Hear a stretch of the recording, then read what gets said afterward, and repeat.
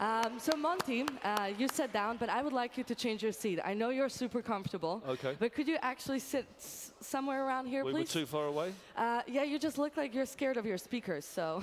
They're scared of me. Awesome. Sure. How was that? Did you enjoy yourself? I thought he was speaking honestly. That's cool. And telling Lebanese people to leave the country is, I don't usually hear things like that, you know. But I think he was a cool guy.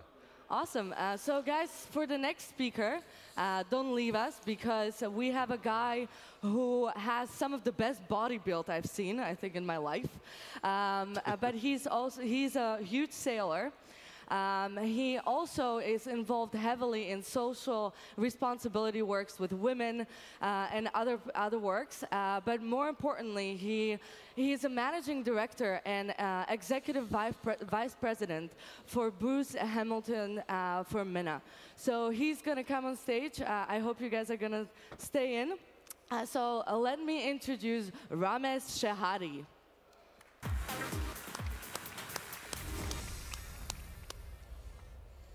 Do you see the body?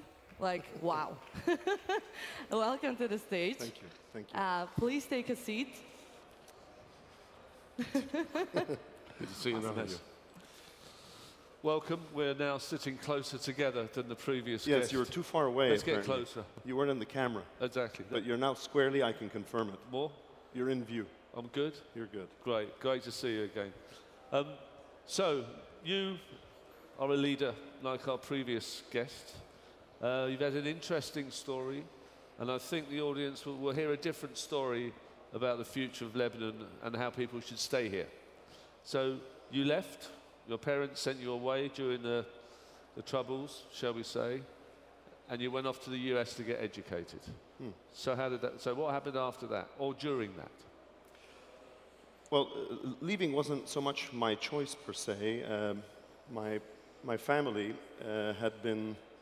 my father had been living outside of the country, working in oil and gas in the Gulf, and so after being born here, we moved to Saudi Arabia. I grew up in Saudi Arabia, and then at the age of 14, I got shipped off to boarding school.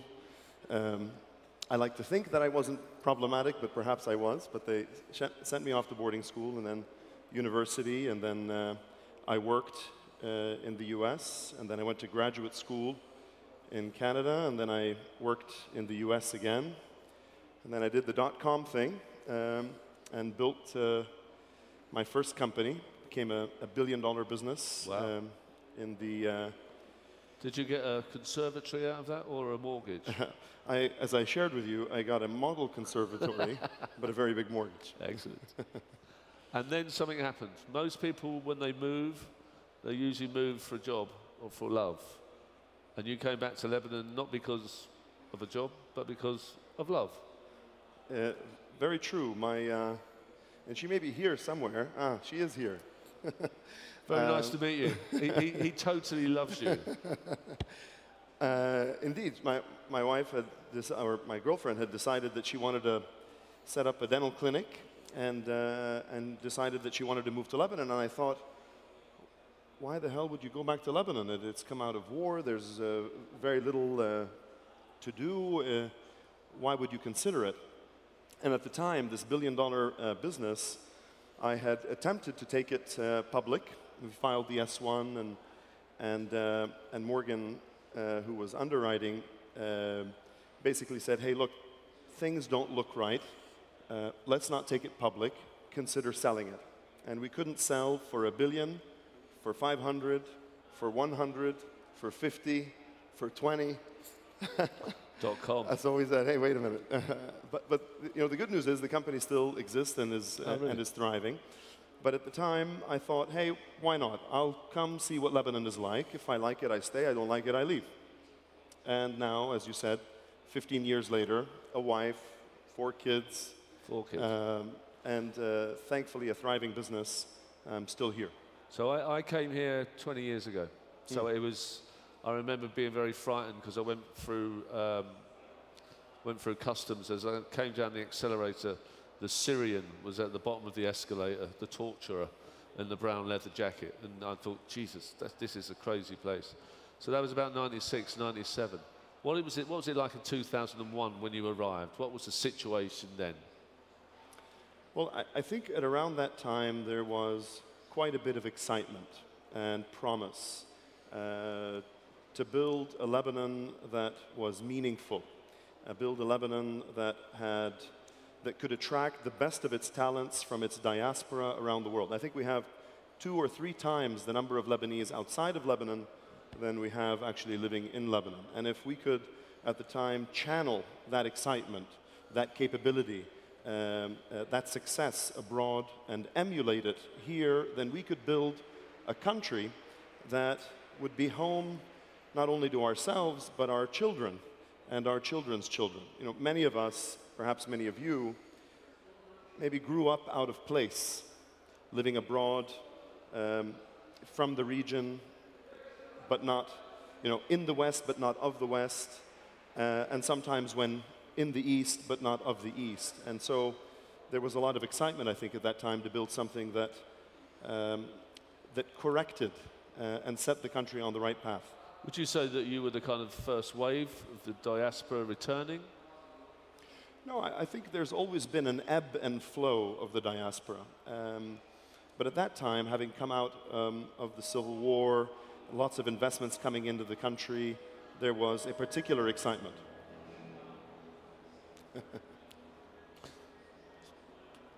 Lots of excitement, lots of music, lots of fun. And Booz Allen Hamilton had tempted you over. So when your wife wanted to set up a dental practice, she was obviously also optimistic about the country. So Booz, finally, Booz, strange name, but we'll just refer to it. So they attracted you over, they tempted you over, and you're still with them 15 years later.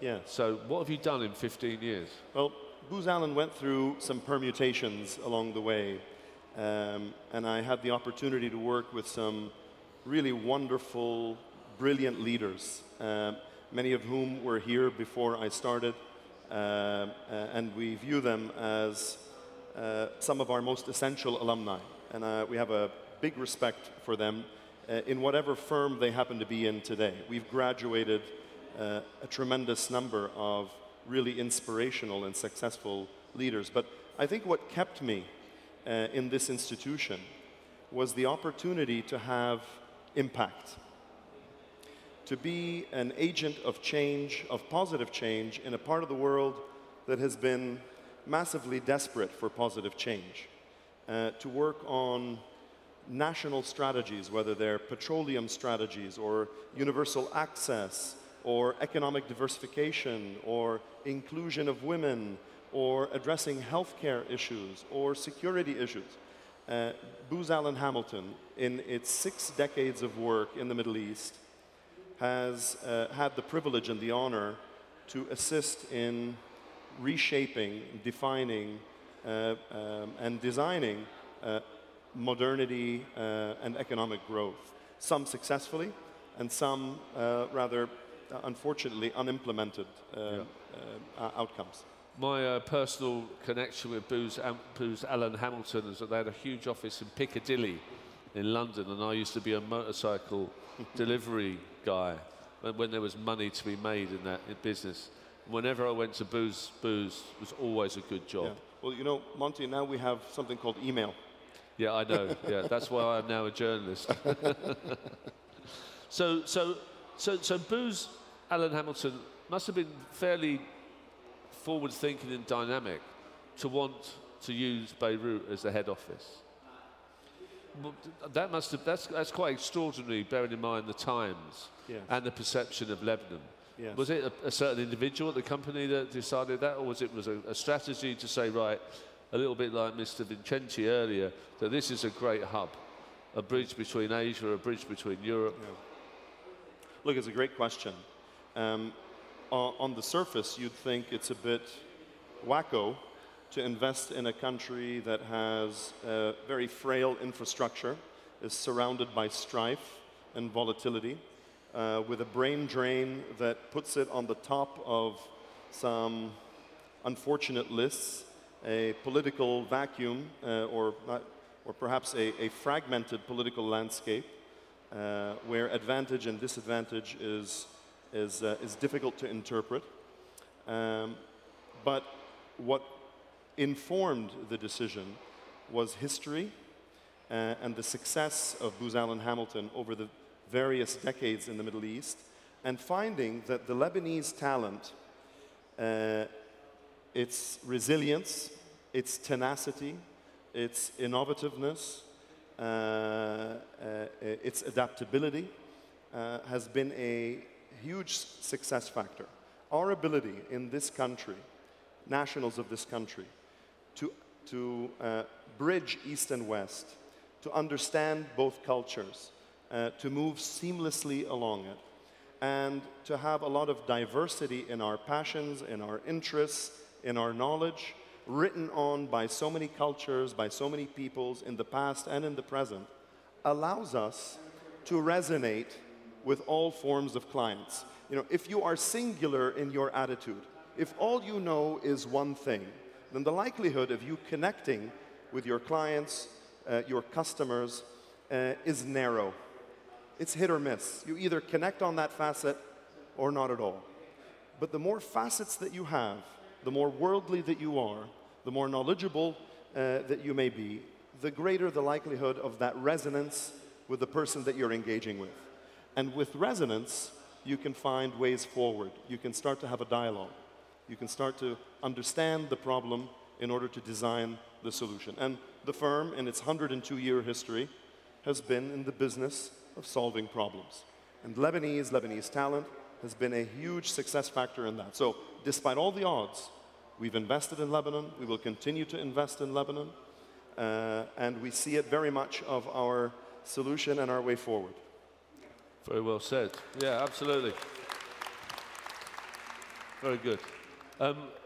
One of the things that we spoke about last night was that one of your Booz's first ever deals in the Middle East was with General Abdel Nasser. Is that's really true? Yeah, Jamal Abdel Nasser. Yeah, we first started in the Middle East in 1953.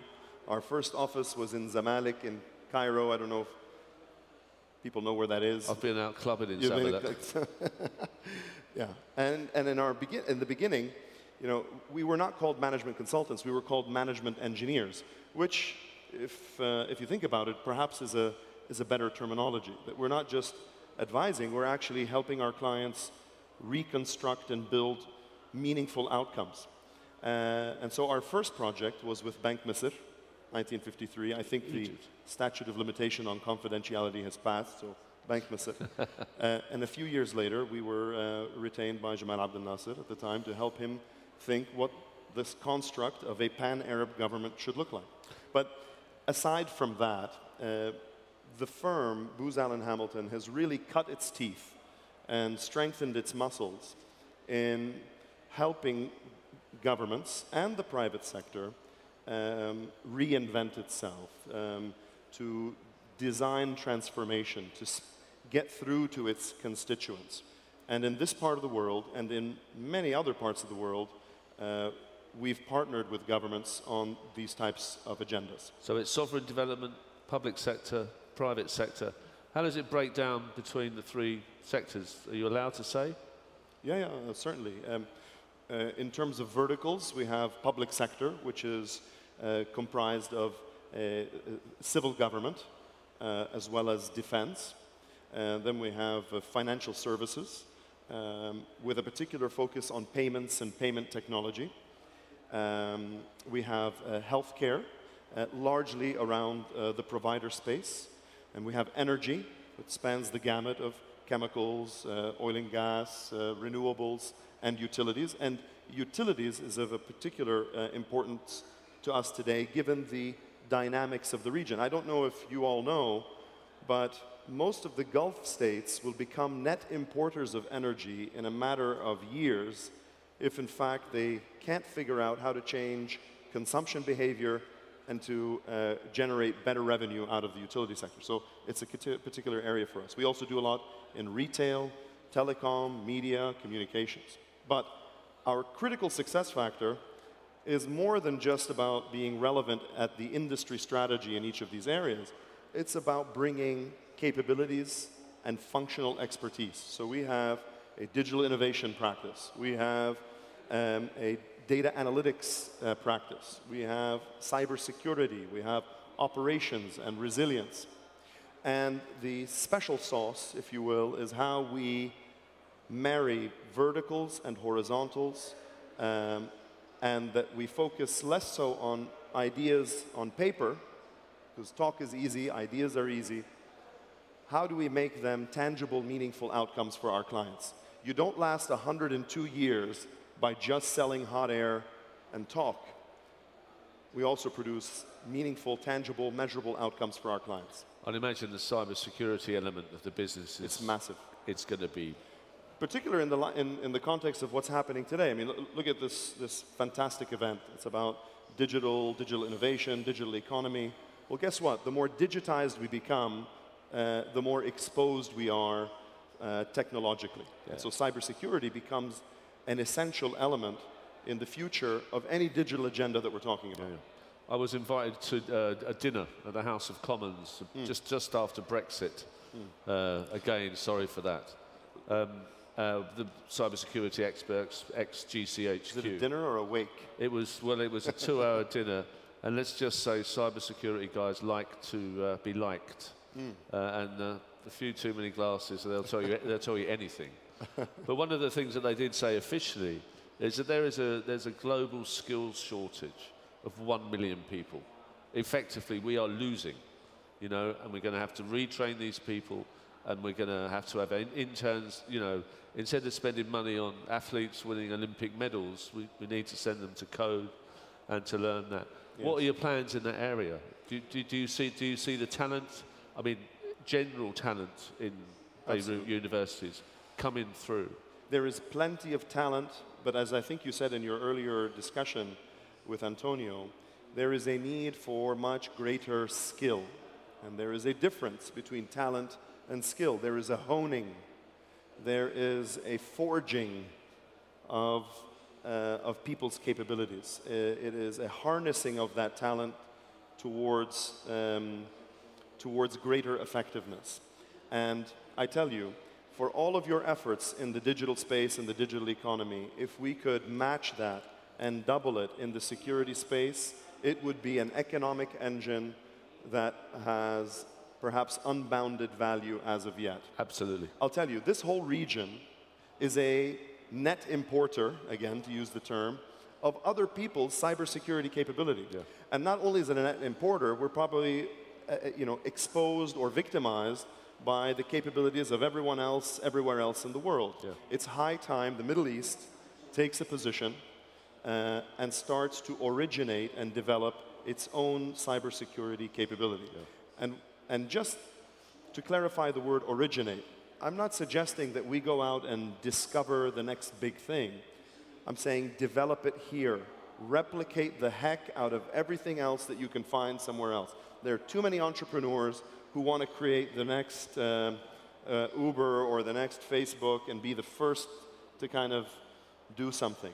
There is so much that we can bring into this economy by replicating and localizing a lot of great things that are working elsewhere. Interesting. I think maybe, I hadn't thought about this, but I mean, I was in San Diego in the summer, and I met the Navy, and I met the cybersecurity guys there. I mean, it's a subject that I'm increasingly interested in, and I think it is the next big thing. I don't think you need to do and make a great app that can help you go to the toilet better or something like that, you know, like just to start learning this subject. One of the things that I wanted to ask you about, and we'll come on to your social responsibility areas afterwards, is the talent that you see coming out of Beirut universities. How many people do you employ here? Well, how many people are employed here is not a measure of how many people we have actually working here. Okay. We have probably half of the talent that is working in the region is imported from other offices. Booz Allen has 125 offices around the world. We have around 7 in the region. And we bring in people by the plane loads because we can't get enough people in the region. So there's plenty of room for growth. So there's plenty of room for growth within academia to get people better educated and then to come. Absolutely. I see. Okay. So let's talk about something apart from Booz, Alan Hamilton. You wanted to ask me something about social? Yeah, I want to know about what you do outside your day job. Okay, well, I personally do a lot of things. Well, no, you know, as my wife has often said, I used to have a six-pack, now I have a barrel. So I'm not quite sure I'm doing enough of this, but perhaps a little bit before I talk about my own personal interests. I fundamentally believe, and maybe a number of you in this room fit in this category, that for those who have been granted much, much is expected. If we only define success as by what we personally gain, then the world becomes bifurcated. The gap gets bigger. I fundamentally believe, and we are, as an organization, we fundamentally believe that we need to give back to our communities. And it's not just about making the strong stronger, but also about enabling those that are the least in society and the least in community. And we take corporate social responsibility and entrepreneurship extremely seriously. And we have done so for a very long time. It's part of our DNA. So we're very encouraged, we're very motivated to be a part of the solution in the region. And it's something that we're very serious about. Now, personally, I'd like to know what that means. Oh. What particular programs have you been doing for this long?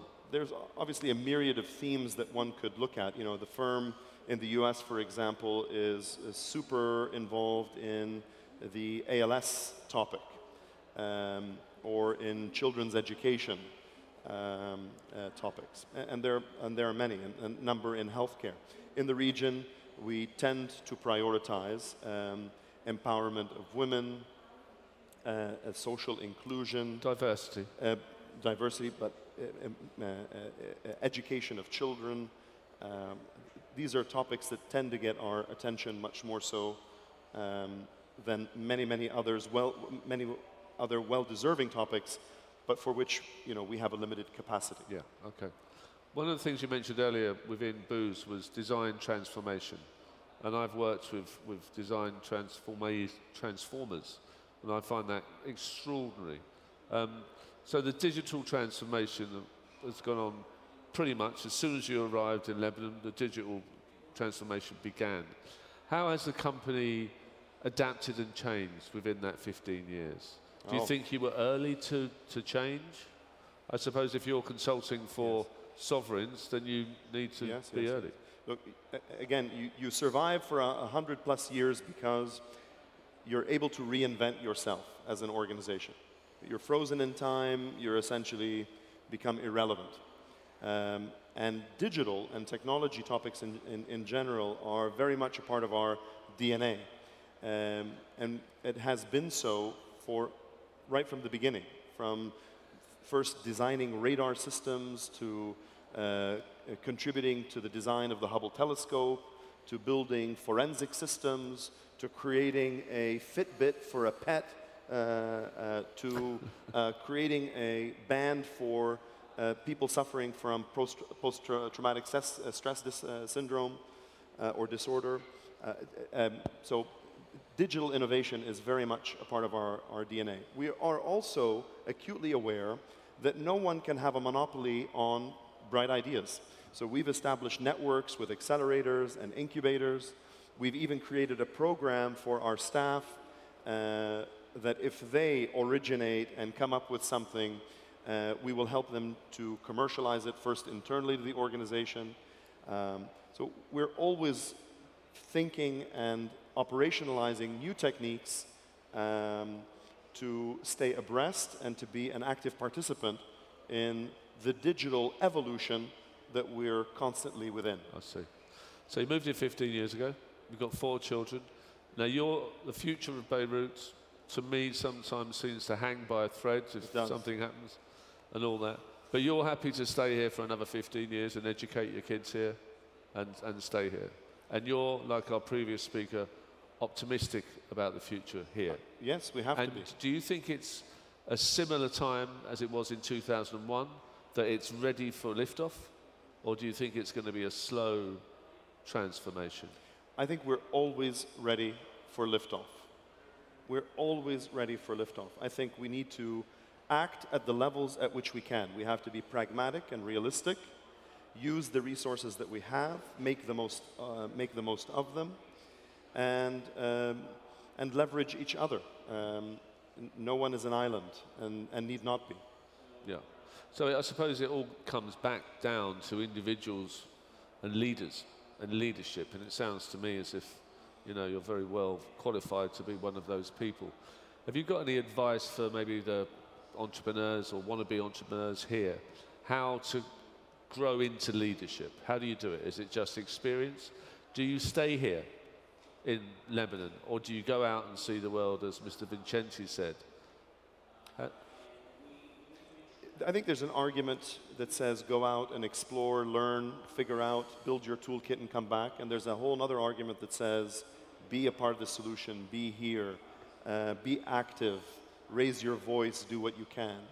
And each person needs to search themselves to find out what makes sense for them. What I think has been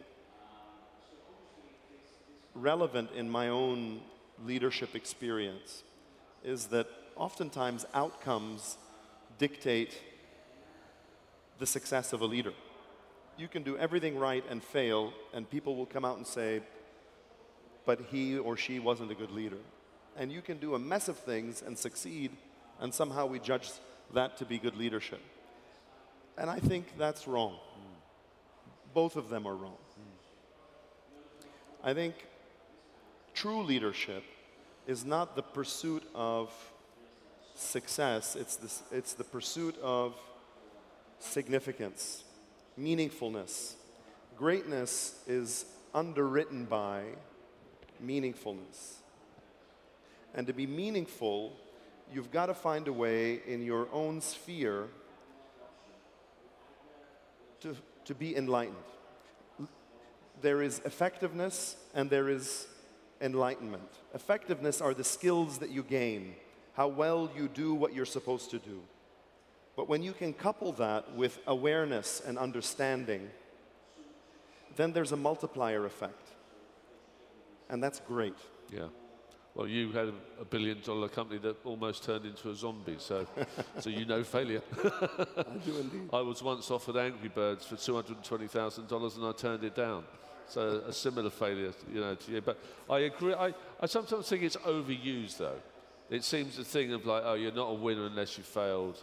You know, I mean, you don't want to fail too often, right? You know, you want to keep on going. You know, I think failure is an inevitability in most cases. The trick is to get back up. Whether you fail once or you fail 50 times, get back up, practice reinvention. Nothing is frozen in time. Be enlightened, be aware, understand what's happening around you, read the signs, adapt, be resilient, innovate. It sounds cliche, but it's true. I agree with you, actually. What other things do you do? You on other boards? You run other schemes? What else? I sit on a number of boards, NGOs.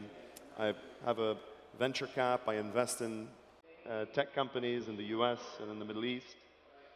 Any winners? Yes. Good. Not enough. I need more. But do you do a lot in Lebanon for the future of Lebanon? Those NGOs are based here? Yes. Okay. Some are in the arts, promotion of the arts. There's a great new program which you may or may not have heard of. It's called BEMA, Beirut Museum of Art, which there was an international design competition, and it brings a lot of promise and a source of light and hope around creativity and Lebanese art and Levantine art that will be housed here in Beirut in close coordination with the University of St. Joseph. So very exciting. I have the privilege to serve on the board of trustees. Wow. And several other NGOs that I'm a part of. I have a day off on Saturday, so should I go to BEMA? I'm sorry? Should I go to Bema on my day off on Saturday? If you go to Bema, you would only be going to a mock-up design. It's Oh, not, sorry, it's sorry, not been built up. yet. Oh, well, I'll do it anyway. But one day you should. No, absolutely. Okay, so we're just about done. Any That's why I'm here. final words of advice? I want my selfie. You'll get your selfie. Final words for advice. Work, fail, prosper, jump up, leave, come back, be a winner. Well said. Is that all right? Thank you very much. It was an absolute pleasure. Pleasure is mine. Thank you. Are we taking a picture? Absolutely. Well, let's take that selfie. But you need to be in the middle I will because be in the my middle. hands are not that long. Awesome. Excellent. Thank you so much, Ramez. Thank this you. was amazing. Thank you very I think much. the guys enjoyed it as well. So thank you again. Thank you. And thank you, Monty. I think I'm going to release you for a bathroom break. Yep. Guys, come back at 2:30. We're going to have some more amazing speakers, street food, gastronomy. So come back. Thank you. Thank you very much.